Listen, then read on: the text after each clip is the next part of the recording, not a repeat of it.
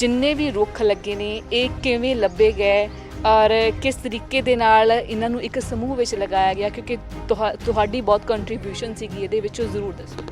गुरबानी पढ़ते हैं, पेड़ों के बारे में पढ़ते हैं, उनकी फ़ोटो किताबों में देखते हैं, पर वो पेड़ असली में दिखता कैसा है उन्हें शायद नहीं पता होगा। तो इस गुरु नानक बाग में आके उनकी जो एजुकेशन है, उस पेड़ को एक्सपीरियंस करने का उसका जो अनुभव है वो उन्हें यहाँ होना शुरू हो जाएगा। इस सोच के साथ इस बाग को डिज़ाइन किया गया है। हर जगह पर अलग तरह की वेजिटेशन होती है, बूटे बदल जाते हैं, एक से नहीं रहते।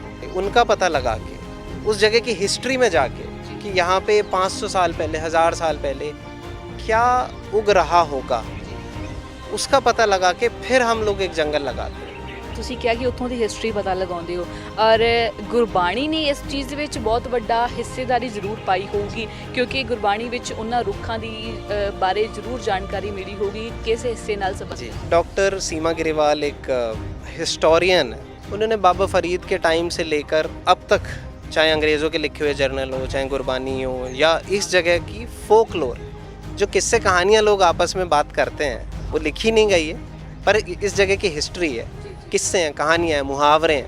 उन्होंने 95 तरह के पेड़ों का पता लगाया उस पूरी हिस्ट्री से, और उस 95 में से लगभग 32 बूटे हम इस जगह पे लगा रहे हैं जो इस जगह के देसी बूटे हैं। भटिंडा के पास हम एक इसी तरह की चिड़ी में गए, वहाँ पर पीलू के पेड़ लगे हुए हैं। मिसवाक जो दातुन करते हैं लोग, या वो डाबर का टूथपेस्ट भी आता है मिसवाक।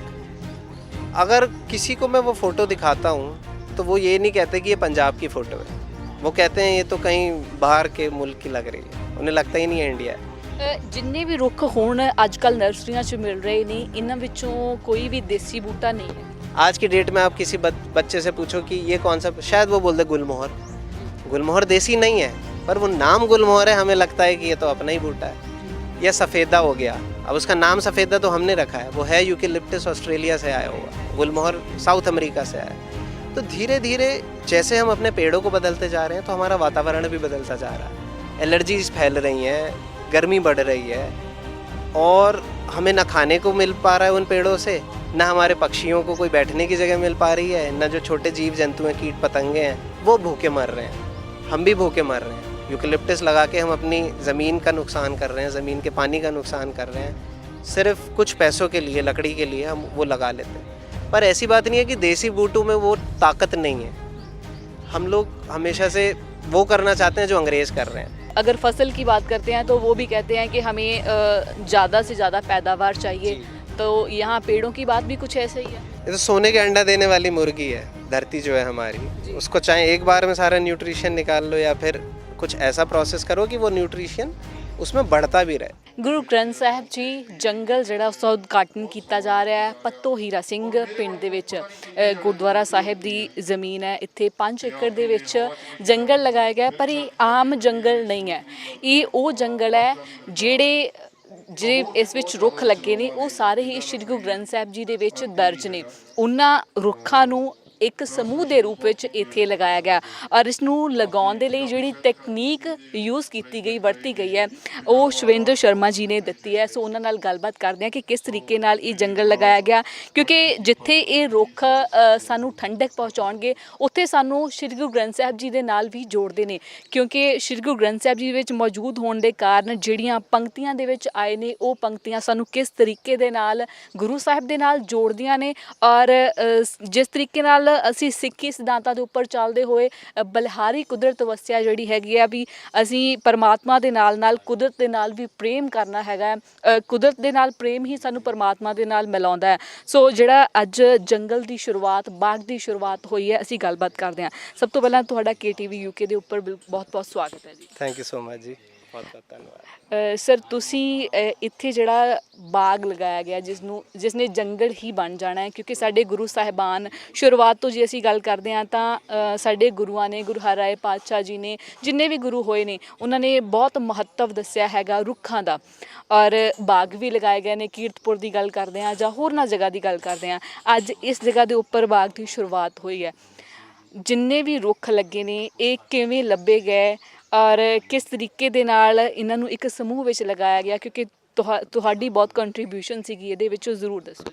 ओके, तो डॉक्टर लखेवाली हमारे जो बॉटनिस्ट हैं, जी उनका बड़ा सहयोग रहा, उनकी बड़ी रिसर्च है कि गुरबानी में किन किन बूटों का, चाहे वो छोटा हो बड़ा हो, आज के टाइम में दिखाई देता हो या आज के टाइम में लुप्त हो गया हो, जी उन्होंने इन सबको इकट्ठा करके एक जगह पे लेके आए हैं। तो दुनिया भर में पहला एक ऐसा मॉडल देखने को मिलेगा जहाँ पे आज छोटे बच्चे गुरबानी पढ़ते हैं, जी पेड़ों के बारे में पढ़ते हैं, उनकी फ़ोटो किताबों में देखते हैं, पर वो पेड़ असली में दिखता कैसा है उन्हें शायद नहीं पता होगा। जी तो इस गुरु नानक बाग में आके उनकी जो एजुकेशन है, उस पेड़ को एक्सपीरियंस करने का उसका जो अनुभव है, वो उन्हें यहाँ होना शुरू हो जाएगा।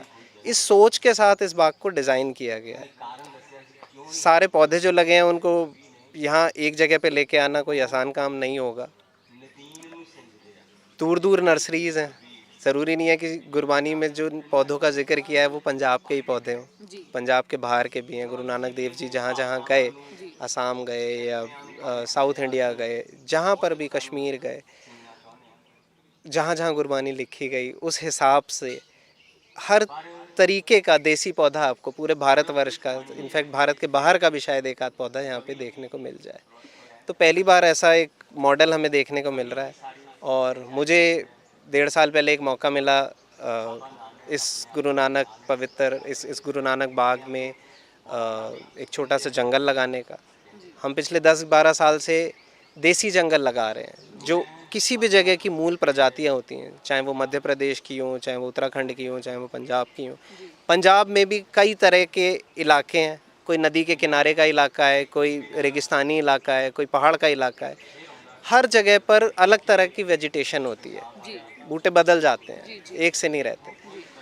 उनका पता लगा के उस जगह की हिस्ट्री में जाके कि यहाँ पे 500 साल पहले, 1000 साल पहले क्या उग रहा होगा, उसका पता लगा के फिर हम लोग एक जंगल लगाते हैं। तो ਇੱਕ ਖਾਸ ਗੱਲ ਤੁਸੀਂ ਕਿਹਾ ਕਿ ਉੱਥੋਂ ਦੀ ਹਿਸਟਰੀ ਪਤਾ ਲਗਾਉਂਦੇ ਹੋ, ਔਰ ਗੁਰਬਾਣੀ ਨੇ ਇਸ ਚੀਜ਼ ਦੇ ਵਿੱਚ ਬਹੁਤ ਵੱਡਾ ਹਿੱਸੇਦਾਰੀ ਜ਼ਰੂਰ ਪਾਈ ਹੋਊਗੀ, ਕਿਉਂਕਿ ਗੁਰਬਾਣੀ ਵਿੱਚ ਉਹਨਾਂ ਰੁੱਖਾਂ ਦੀ ਬਾਰੇ ਜ਼ਰੂਰ ਜਾਣਕਾਰੀ ਮਿਲੀ ਹੋਊਗੀ ਕਿਸ ਹਿੱਸੇ ਨਾਲ ਸੰਬੰਧਿਤ ਨੇ। तो हाँ, बिल्कुल सही बात है। हमने डॉक्टर सीमा ग्रेवाल एक हिस्टोरियन है, बॉटनिस्ट भी नहीं है, हिस्टोरियन है, पंजाब यूनिवर्सिटी चंडीगढ़ से, उनके साथ काम किया। उन्होंने एक रिसर्च पेपर लिखा था, native wild life and vegetation of Punjab. उन्होंने बाबा फरीद के टाइम से लेकर अब तक, चाहे अंग्रेज़ों के लिखे हुए जर्नल हो, चाहे गुरबानी हो, या इस जगह की फोकलोर, जो किस्से कहानियाँ लोग आपस में बात करते हैं, वो लिखी नहीं गई है, पर इस जगह की हिस्ट्री है, किस्से हैं, कहानियाँ हैं, मुहावरे हैं, उसमें रिसर्च कर कर के यहाँ के देसी पेड़ों की एक पूरी लिस्ट बनाई। उन्होंने 95 तरह के पेड़ों का पता लगाया उस पूरी हिस्ट्री से, और उस 95 में से लगभग 32 बूटे हम इस जगह पे लगा रहे हैं जो इस जगह के देसी बूटे हैं। तो हमें उस जगह की हिस्ट्री में भी घुसना होगा, हमें उस जगह के जो बचे कुचे जंगल हैं, हम यहाँ पर फरीदकोट में एक छोटी सी चंगी में गए, या झिड़ी बोलते हैं उसको, चंगी चिड़ी, हाँ जी, वो हमें सर्वे करने को मिली। भटिंडा के पास हम एक इसी तरह की चिड़ी में गए, वहाँ पर पीलू के पेड़ लगे हुए हैं, मिसवाक जो दातुन करते हैं लोग, या वो डाबर का टूथपेस्ट भी आता है, मिसवाक। अगर किसी को मैं वो फ़ोटो दिखाता हूँ तो वो ये नहीं कहते कि ये पंजाब की फ़ोटो है, वो कहते हैं ये तो कहीं बाहर के मुल्क की लग रही है, उन्हें लगता ही नहीं है इंडिया है। तो जो देसी पेड़ हैं वो आज जो हमें पेड़ दिखाई देते हैं उनसे बिल्कुल अलग है। ਜਿੰਨੇ ਵੀ ਰੁੱਖ ਹੁਣ ਅੱਜ ਕੱਲ ਨਰਸਰੀਆਂ 'ਚ ਮਿਲ ਰਹੇ ਨੇ, ਇਹਨਾਂ ਵਿੱਚੋਂ ਕੋਈ ਵੀ ਦੇਸੀ ਬੂਟਾ ਨਹੀਂ ਹੈ। ज़्यादातर देसी हैं, पर जो 20% देसी नहीं है, डिमांड उनकी ज़्यादा है। आज की डेट में आप किसी बच्चे से पूछो कि ये कौन सा, शायद वो बोल दे गुलमोहर। गुलमोहर देसी नहीं है, पर वो नाम गुलमोहर है, हमें लगता है कि ये तो अपना ही बूटा है। या सफ़ेदा हो गया, अब उसका नाम सफ़ेदा तो हमने रखा है, वो है यूकेलिप्टस ऑस्ट्रेलिया से आया हुआ, गुलमोहर साउथ अमेरिका से आया। तो धीरे धीरे जैसे हम अपने पेड़ों को बदलते जा रहे हैं तो हमारा वातावरण भी बदलता जा रहा है, एलर्जीज़ फैल रही हैं, गर्मी बढ़ रही है, और हमें ना खाने को मिल पा रहा है उन पेड़ों से, ना हमारे पक्षियों को कोई बैठने की जगह मिल पा रही है, ना जो छोटे जीव जंतु हैं, कीट पतंगे हैं, जो सिर्फ वन के हिसाब से थे। जी, जो इन्हीं पेड़ों की पत्तियां पचा सकते हैं, यूकेलिप्टस की नहीं पचा सकते, उनके पेट में वो एंजाइम ही नहीं उगते कि वो उस पत्ती को पचा लें, वो भूखे मर रहे हैं, हम भी भूखे मर रहे हैं। यूकेलिप्टस लगा के हम अपनी ज़मीन का नुकसान कर रहे हैं, ज़मीन के पानी का नुकसान कर रहे हैं, सिर्फ कुछ पैसों के लिए, लकड़ी के लिए हम वो लगा लेते हैं।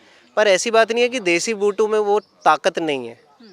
हम लोग हमेशा से वो करना चाहते हैं जो अंग्रेज़ कर रहे हैं।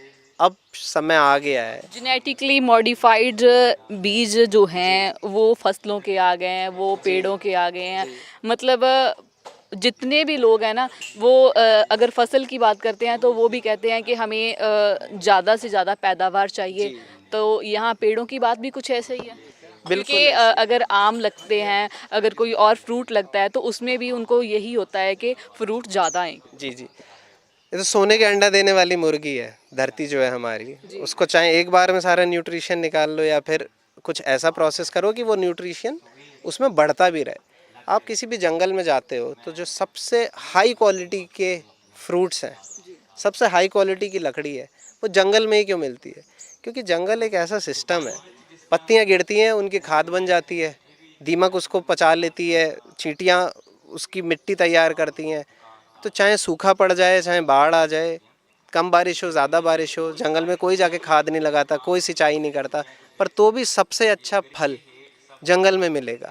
तो हम लोग को ये चीज़ समझनी चाहिए कि कुदरत के आगे साइंस भी नहीं है। अगर कोई केमिस्ट, कोई बॉटनिस्ट कहता है कि भाई हम लैटिन अमेरिका से ये पौधा लेके आ जाएंगे, कुदरत ने उस पौधे को उस मिट्टी के लिए, हमारी देसी मिट्टी के लिए नहीं बनाया है। उस चीज़ का हमें आदर करना चाहिए। जब गुरुजी ने बोल दिया बलिहारी कुदरत वसिया, तो हम कौन होते हैं उसमें दखल अंदाजी करके उसे बदलने वाले? हमें कुदरत के साथ मिल के चलना चाहिए। जो कुदरतन हुआ है उसी के साथ अगर चलने लगे तो हमारा वातावरण भी सही हो जाएगा, ना ही हमारे यहाँ कोई खाने की कमी होगी, ना हमारा ज़मीन का पानी सूखेगा और ना ही हमारे पैसे खर्च होंगे। ਤੁਸੀਂ ਕਿੰਨੀ ਕੁ ਮਿਹਨਤ ਕੀਤੀ ਹੈ ਦੇਸੀ ਬੀਜ ਜਾਂ ਦੇਸੀ ਰੁੱਖ ਜਿਹੜੇ ਲੱਭਣ ਦੇ ਲਈ? देसी रुख आज की डेट में बहुत थोड़ी सी जगहों पे बचे हैं, उनको हम मदर ट्रीज बोल सकते हैं। इन मदर ट्रीज से, ये पेड़ एक माँ की तरह हैं, इनसे इकट्ठे करे हुए बीजों से हम पौधे बना सकते हैं। सरकार के पास नर्सरीज़ की भरमार है, कम नहीं है नर्सरीज़, बहुत ज़्यादा है। वन विभाग के पास, चाहे वन हो या ना हो, वन विभाग की नर्सरी ज़रूर होती है। अब ये जो मुट्ठी भर पेड़ बचे हुए हैं, सबसे पहले हमें इन्हें प्रोटेक्ट करना है। जैसे हम किसी पुरानी बिल्डिंग को, किसी धार्मिक स्थान को बचाते हैं, इन पेड़ों को बचाना है। इनसे इकट्ठे करे हुए बीजों से पौध तैयार करनी है और इकोसिक जैसी संस्था या और भी कोई जो जंगल लगा रहे हैं, वृक्षारोपण कर रहे हैं, पौधे लगा रहे हैं, उनको इन देसी पेड़ों को सप्लाई करना है। जब तक नर्सरी में वो पौधा मिलेगा नहीं, तब तक हमारा वातावरण नहीं बदलने वाला। क्योंकि अगर कोई बंदा 10 पेड़ लगाना चाहता है, आप उससे उम्मीद नहीं कर सकते कि वो बीज ढूंढे, फिर उसकी पौध तैयार करे, फिर वो 10 पेड़ लगाए। तो नर्सरी में जो मिल रहा है खरीद लेगा। ਜੰਗਲ ਤੁਸੀਂ ਜਿਹੜਾ ਇਹ ਲਗਾਇਆ ਹੈ, ਇਹਦੇ ਵਿੱਚ ਪਾਣੀ ਕਿਸ ਤਰੀਕੇ ਦੇ ਨਾਲ ਪਾਇਆ ਜਾਂਦਾ ਆ? ਕੀ ਨੈਚੁਰਲ ਮੀਂਹ ਦੇ ਨਾਲ ਹੀ ਜਾਂ ਐਕਸਟਰਾ ਪਾਣੀ ਦੀ ਜ਼ਰੂਰਤ ਵੀ ਹੁੰਦੀ ਹੈ? नेचुरल वेजिटेशन को एक्स्ट्रा पानी की ज़रूरत नहीं है। वो क्यों नहीं है? क्योंकि उसने अपने आप को उस जगह की नेचुरल रेनफॉल के हिसाब से अडेप्ट कर लिया।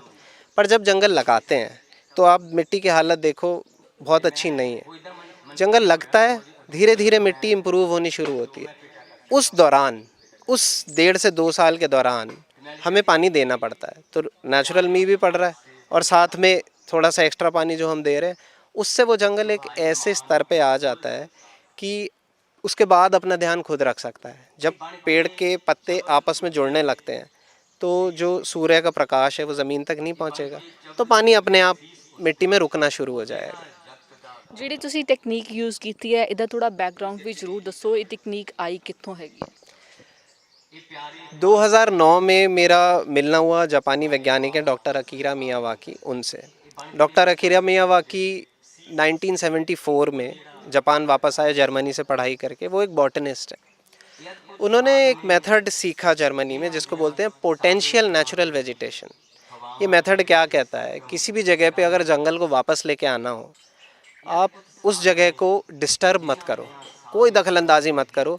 200 साल में वो जंगल वापस आ जाएगा अपने आप। पहले घास उगेगी, फिर झाड़ियाँ उगेंगी, फिर बड़े रुख उगेंगे, फिर दरख्त उगेंगे बड़े बड़े, जंगल वापस आ जाए। 200 साल में 200 साल। डॉक्टर मियावाकी ने जो 200 साल का प्रोसेस है, इसकी जो लास्ट स्टेज है, इन्होंने बोला जो लास्ट स्टेज है उसको पकड़ के पहले दिन ही लगा दो, तो जो काम 200 साल में होगा वो शायद 20-25 साल में हो जाए। 1974 में उन्होंने काम शुरू किया और 2009 तक वो काम पूरी दुनिया में फैल चुका था। जब वो भारत आए, जब वो भारत पहली बार आए तो मेरा उनसे मिलना हुआ, उनके साथ मैंने एक जंगल लगाया, काम सीखा और 2011 में इस काम को प्रोफेशनली करना शुरू कर दिया। एक कंपनी बनाई और हमने बोला कि हम डॉक्टर मियावाकी से जो मेथड हमने सीखा है उसका इस्तेमाल करके छोटी छोटी जगहों पर भी इन जंगलों को लगाएंगे। तो किसी के घर में लगा दिया, किसी की फैक्ट्री में लगा दिया। जब वो जंगल तेज़ी से बढ़ के लोगों ने रिजल्ट देखा, उन्होंने देखा कि अरे यार 2 साल में जंगल इतना बड़ा हो गया, फल भी आने लगे, भौरे आ रहे हैं, तितलियाँ आ रही हैं, पेड़ पे पशु पक्षी आ रहे हैं, चिड़ियों ने घोंसले बनाने शुरू कर दिए। तो लोगों को समझ में आया कि असली जंगल क्या होता है। अब तक लोगों ने असली जंगल देखा ही नहीं था। वो कहते थे कि 4 बूटे किसी ने लगा दिए, लॉन लगा दिया, कहते वाह जी वाह बहुत अच्छी ग्रीनरी हो गई है। असली जंगल एक बार जिसने देख लिया ना, मतलब जिसने एक बार उसका स्वाद ले लिया, फिर उसे किसी और चीज़ में मज़ा नहीं आएगा। तो जब ये जंगल उग गए, 2-3 साल पुराने हो गए, तब धीरे धीरे सरकार ने भी हमारे साथ थोड़ा काम किया, प्राइवेट लोगों ने हमारे साथ काम करना शुरू कर दिया, इकोसिक जैसी संस्था हमारे साथ जुड़ गए और पूरे देश में ये काम फैल गया। देश के बाहर 16 मुल्कों में हम लोगों ने जंगल लगाए हैं, यूरोप में लगाया, नॉर्थ अमेरिका में, साउथ अमेरिका में लगाया। तो एक बार जब आप रिज़ल्ट दिखा देते हो, जो हमें यहाँ देखने को मिल रहा है 1 साल में, तो मुझे ऐसा लगता है जो भी यहाँ पे आएगा कुछ ऐसा सीख के जाएगा कि फिर वो ऐसा जंगल लगाए बिना रह नहीं सकता। अगर वो अपने घर में थोड़ी सी भी जगह देखता है तो उसे लगेगा यार मेरे को जंगल चाहिए, क्योंकि वहीं पे वो ਘੱਟ ਤੋਂ ਘੱਟ किन्नी कुछ जगह ਦੇ ਉੱਪਰ जंगल ਜਿਹੜਾ ਹੈ ਉਹ ਲੱਗ ਸਕਦਾ ਹੈ? स्क्वायर मीटर में अगर मैं आपको बताऊं तो डॉक्टर मियावाकी कहते हैं कि जंगल वृक्षों से भरी एक ऐसी जगह है जिसमें कोई चलकर जा भी ना सके। जी तो कट तो वो 5 स्क्वायर मीटर में भी लग जाएगा। एक गाड़ी के पार्क होने में जितनी जगह लगती है उसमें भी आप एक छोटा सा जंगल लगा सकते हो और वो अपना ख्याल खुद रखेगा, ना पानी देने की ज़रूरत है ना कुछ करने की। ज़्यादा से ज़्यादा हम लोग जो यहाँ पंजाब में गुरु नानक पवित्र जंगल लगा रहे हैं, ये 160 स्क्वायर मीटर में लगता है, 550 पेड़ों का। ਸੋ ਬਹੁਤ ਖੂਬ ਪੰਜਾਬ ਦੇ ਵਿੱਚ ਜਿਹੜੀ ਨਵੀਂ ਸ਼ੁਰੂਆਤ ਹੋਈ ਹੈ, ਸਭ ਤੋਂ ਪਹਿਲਾਂ ਗੁਰੂ ਨਾਨਕ ਪਾਤਸ਼ਾਹ ਜੀ ਦੇ 550 ਸਾਲਾਂ ਦੇ ਉੱਪਰ ਸ਼ੁਰੂਆਤ ਕੀਤੀ ਗਈ ਸੀਗੀ ਈਕੋ ਸਿੱਖ ਦੇ ਵੱਲੋਂ ਔਰ ਜੰਗਲ ਲਗਾਏ ਜਾਣੇ ਸੀ। ਉਸ ਤੋਂ ਬਾਅਦ ਜੀ ਹੁਣ ਗੱਲ ਕਰਦੇ ਹਾਂ ਤਾਂ ਗੁਰੂ ਗ੍ਰੰਥ ਸਾਹਿਬ ਬਾਗ ਜਿਹੜਾ ਉਹ ਲਗਾਇਆ ਗਿਆ। ਇਹਨਾਂ ਬਾਗਾਂ ਦੇ ਇਹਨਾਂ ਜੰਗਲਾਂ ਦਾ ਸਭ ਤੋਂ ਵੱਡਾ ਜਿਹੜਾ ਆ ਫਾਇਦਾ ਇਹ ਹੈ ਕਿ ਜਿਹੜੀ ਆਕਸੀਜਨ ਦੀ ਕਮੀ ਹੋ ਰਹੀ ਹੈ ਔਰ ਟੈਂਪਰੇਚਰ ਜਿਹੜਾ ਆ ਉਹ ਵੱਧਦਾ ਜਾ ਰਿਹਾ ਹੈ। ਇਹਨਾਂ ਚੀਜ਼ਾਂ ਦੇ ਨਾਲ ਟੈਂਪਰੇਚਰ ਕਿਤੇ ਨਾ ਕਿਤੇ ਕੰਟਰੋਲ 'ਚ ਜਦੋਂ ਅਸੀਂ ਰੁੱਖਾਂ ਦੀ ਛਾਵੇਂ ਖੜ੍ਹਦੇ ਹਾਂ ਤਾਂ ਸਾਨੂੰ ਅਹਿਸਾਸ ਜ਼ਰੂਰ ਹੁੰਦਾ ਹੈ ਕਿ ਅਸੀਂ ਠੰਡਕ ਦੇ ਵਿੱਚ ਖੜ੍ਹੇ ਹਾਂ। ਪਰੰਤੂ ਜਦੋਂ ਅਸੀਂ ਗੱਲ ਕਰਦੇ ਹਾਂ ਅਸੀਂ ਇਹਨਾਂ ਹੀ ਜਗ੍ਹਾਵਾਂ ਦੇ ਉੱਪਰ ਜਦੋਂ ਜੰਗਲ ਨਹੀਂ ਸੀ ਔਰ ਉਦੋਂ ਇਸ ਸਮੇਂ ਦੇ ਦੌਰਾਨ ਇੱਥੇ ਤਾਪਮਾਨ ਬਹੁਤ ਵਧਿਆ ਹੋਇਆ ਸੀਗਾ ਔਰ ਪਾਣੀ ਨੂੰ ਸੰਭਾਲਣ ਦੇ ਲਈ ਰੁੱਖ ਉਨੇ ਹੀ ਜ਼ਰੂਰੀ ਨੇ ਜਿੰਨੀ ਜ਼ਰੂਰਤ ਹੈਗੀ ਸਾਨੂੰ ਪਾਣੀ ਦੀ, ਉਨੀ ਹੀ ਸਾਨੂੰ ਰੁੱਖਾਂ ਦੀ ਹੈ। ਸੋ ਇਹਨਾਂ ਜੰਗਲਾਂ ਦਾ ਜਿਹੜਾ ਫਾਇਦਾ ਹੈਗਾ ਆ ਉਹ ਪੰਜਾਬ ਨੂੰ ਆਉਣ ਵਾਲੇ ਸਮੇਂ ਦੇ ਵਿੱਚ ਜ਼ਰੂਰ ਦੇਖਣ ਨੂੰ ਮਿਲੇਗਾ ਔਰ ਇਸ ਤਕਨੀਕ ਦੇ ਨਾਲ ਹੋਰ ਵੀ ਜੰਗਲ ਜਿਹੜੇ ਆ ਉਹ ਲਗਾਏ ਜਾਣਗੇ। ਤੁਸੀਂ ਦੇਖ ਰਹੇ ਹੋ KTV UK, camera person Gurdial ਦੇ ਨਾਲ ਪਲਵਿੰਦਰ ਕੌਰ।